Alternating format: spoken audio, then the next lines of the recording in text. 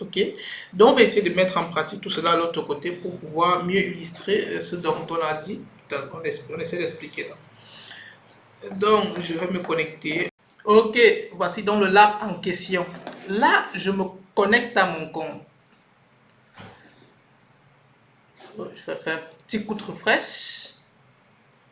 Parfait. Visionnaire, Peter. Là, je suis connecté à mon compte et là, on me dit, please enter your 4-digit security code. Ok, là, je vais aller dans ma boîte mail. Et ici, j'ai mon code à 4 chiffres qui est renvoyé. Donc, je vais récupérer mon code à 4 chiffres. J'entre, login. Et là, je suis connecté à mon espace. Ok. Maintenant, l'objectif sur l'app est de pouvoir contourner le compte de Carlos. On a juste son username. On n'a pas son mot de passe. On n'a pas accès à la boîte email de Carlos. Le souci, c'est que l'application présente deux vulnérabilités. La première vulnérabilité, c'est une erreur de logique lors de l'implémentation de l'authentification à double facteur. La seconde vulnérabilité, c'est que le site internet n'est pas protégé ou la plateforme n'est pas protégée contre les attaques par brute force. Donc il n'y a pas un rate limit quand on essaie de brute forcer le code d'authentification à double facteur. Ok, donc là maintenant ce qu'on va faire, c'est qu'on va essayer d'analyser les différentes requêtes pour voir comment elles ont été envoyées. Ok, si je viens par exemple ici sur la dernière requête, login to, qui est en post, je vois bien qu'il y a un verify. Au niveau du verify, j'ai plutôt viewer. Ça veut dire quoi? Qu'est-ce qui se passe si je change le nom d'utilisateur et je mets Carlos? Ça, c'est un premier truc. Je viens ici, je vois le code multifacteur qui est là. Ça veut dire quoi? Quand j'ai entré le code multifacteur, c'est cette requête-ci qui a envoyé le code multifacteur au niveau du serveur pour une vérification avant de retourner un résultat qui est 302. C'est très important de pouvoir regarder les réponses et voir les différents en-têtes qui ont été retournées. Vous allez voir, ça va nous servir plus tard. Maintenant, si je reviens encore ici, je vois login 2. J'ai aussi un login 2 qui est en get. Au niveau du login 2, je ne vois rien. Je vois toujours verify viewer. Et si je reviens sur le premier login qui est là, ici, c'est où j'ai envoyé les username et le password. Donc, quand le username et le password, les username et le password sont envoyés ici sur ce login, on tombe directement sur cette seconde requête qui est une requête bizarre parce qu'il y a uniquement viewer. Ici, verify viewer. Donc ça veut dire quoi? En temps normal, si je mets ici, je remplace cette requête par Carlos, normalement, il y a un code qui doit être envoyé plutôt à Carlos. Et c'est où l'erreur de logique vient. Parce que normalement, en mettant Carlos ici et en envoyant au niveau du serveur, on devait d'abord vérifier si c'est bien Carlos qui est authentifié avant de nous envoyer le code. Ok, mais s'il n'y a pas cette vérification-là, on vérifie juste que l'utilisateur soit authentifié, mais on ne vérifie pas que l'utilisateur qui est authentifié est bien celui qui envoie la requête. Donc, c'est à ce moment précis que la vulnérabilité d'erreur de logique survient. Ok. Maintenant, on va se déconnecter et se reconnecter encore avec Viewer pour qu'on puisse voir. Oh, j'ai l'impression que Internet traîne un peu. J'espère que je n'ai pas activé le proxy quelque part. Non, c'est pas activé. Je vais déjà nettoyer l'historique pour qu'on puisse voir. Clear history. Yes. Oh, je sais pas. Ok. Là, on va faire un petit coup de refresh. Refresh. Ok. Là, nous sommes déconnectés. Là, je vais me reconnecter au compte. Viewer, Peter. Login.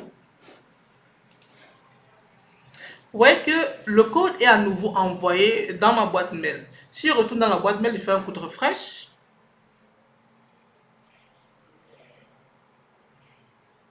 Là, je reçois le code qui est là. Je reviens ici. Je ne vais pas tout de suite entrer le code. Je vais par exemple entrer 1, 2, 3, 4, n'importe quoi. Je fais 1, 2, 3, 4. Vous allez comprendre pourquoi je fais ça. 1, 2, 3, 4. 1, 2, 3, 4. 1, 2, 3, 4. Vous voyez que je viens d'essayer 5 tentatives incorrectes ici. Et du coup, je n'ai pas été bloqué. Le compte devait être bloqué à cet instant T. Puisque si ici on remarque qu'il y a une seconde vulnérabilité, c'est que nous ne sommes pas protégés contre les attaques par brute force. On a essayé d'entrer un faux code de vérification plus de 5 fois et on n'a pas été restreint. Maintenant, si je viens entrer le bon code, là, je suis connecté. Vous voyez un peu. C'est dans la seconde vulnérabilité, c'est que le système n'est pas protégé contre les attaques par brute force. Là maintenant, on va mener notre attaque puisqu'on a identifié les deux vulnérabilités. La première vulnérabilité qui est une erreur de logique et la seconde vulnérabilité qui est une absence de protection contre les attaques par brute force. Donc, je me connecte à mon compte. J'ai l'impression que ça traîne trop aujourd'hui. Je ne sais pas si c'est Internet. On fait un petit refresh.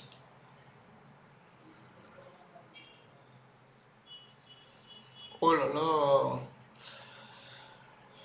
On va attendre un peu. Bon, je teste un peu sur ma machine physique. Parce que je ne sais pas pourquoi. Ça traîne énormément là.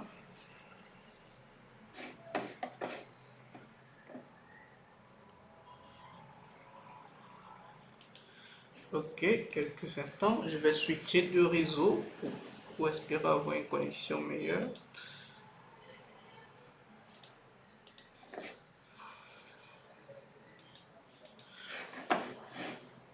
Ok, je pense que tout est ok.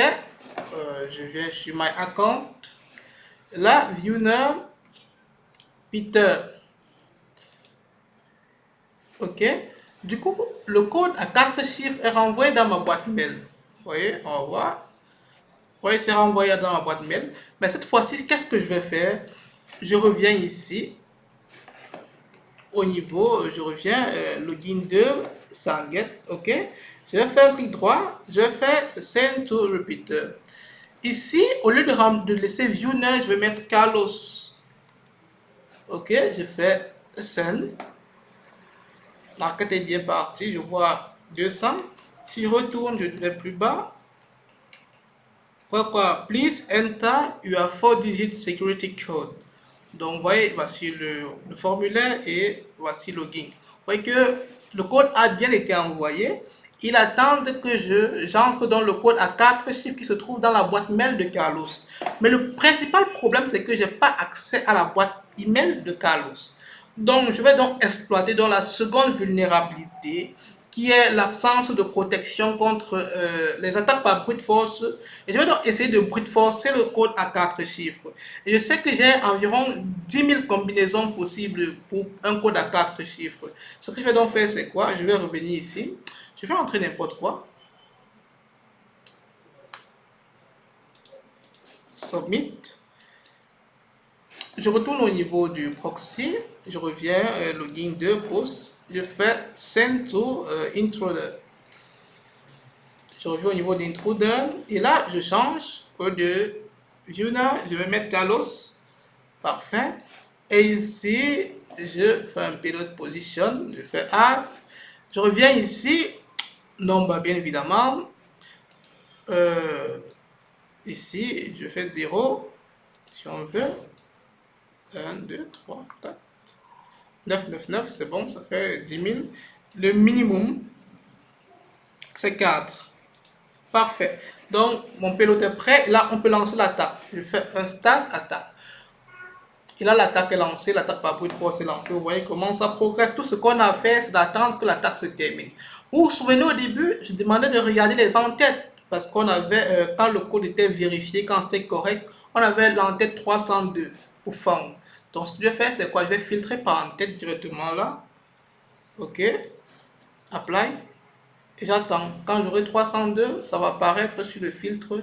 Et tout ce que j'aurai à faire, c'est de voir quel code a été utilisé ou quel code était valide et j'aurai réussi le lab. Donc on attend. On a quand même 10 000 combinaisons possibles.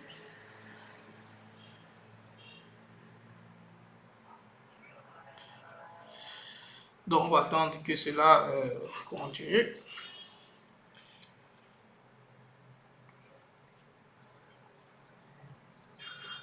Ok, vous voyez qu'on a 302 qui est là. Donc le code c'est 1073. Vous voyez que c'est là. On a 302 qui est là au niveau du status code. Il faut bien vérifier au niveau du statut sur le statut.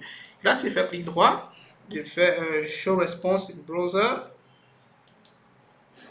Je fais un coup de copie. Je reviens là. J'ouvre là. Vous voyez, je suis connecté au compte de Carlos. Et là, on vient de réussir.